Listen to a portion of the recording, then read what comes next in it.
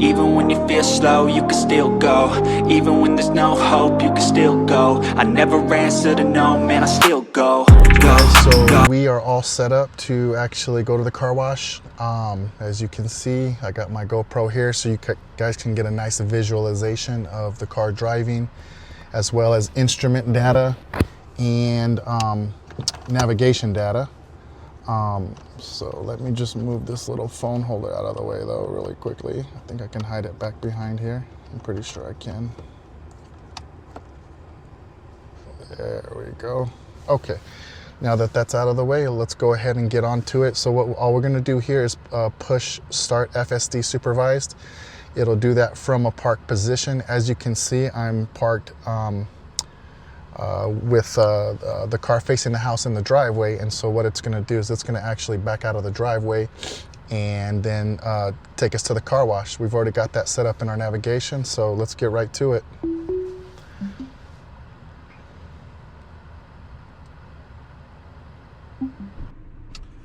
So initially it started to go forward, but it realized it was in the driveway, and so now it knows it's got to back up. So, and as you can see here, the rear camera display is a little dirty from the water that got on it, the water and the mud from last night during the rain. We did do a little driving in the rain last night, so you know how that goes.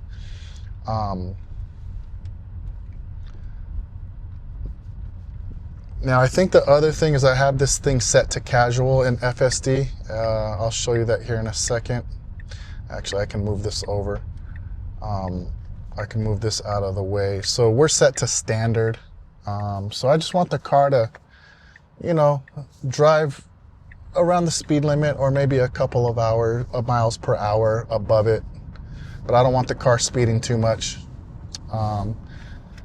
There's been some times when I put it in hurry mode where it'll kind of be like about 10 miles over the speed limit. So for those reasons, we just want it to just be as casual as possible.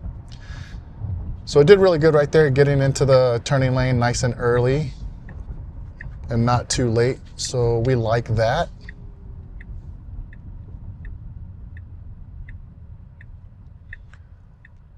It's got to come to a complete stop here, and then it will likely inch out a little bit so it can make the turn, but we'll see what happens here.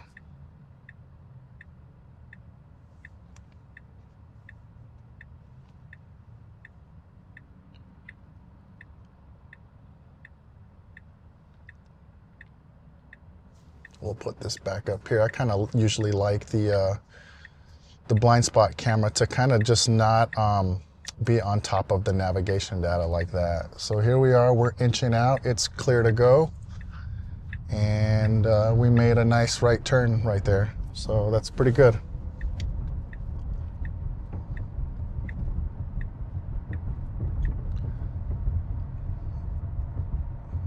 Beautiful.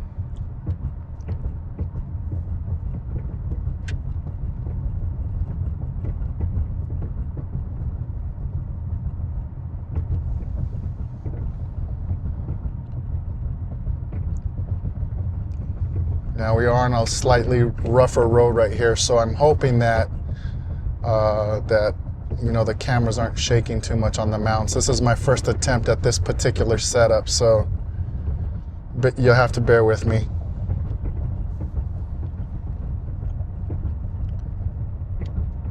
But so far so good. We're at about 45 miles an hour in a 40-mile-an-hour zone.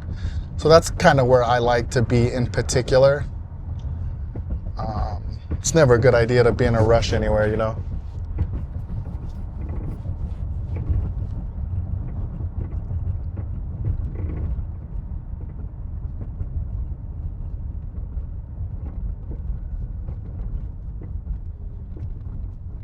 Nice and easy, smooth stop there. It noticed that there was less cars in this right lane, so it actually got over into the right lane. Feels pretty human-like. We're gonna get into some rougher roads right here.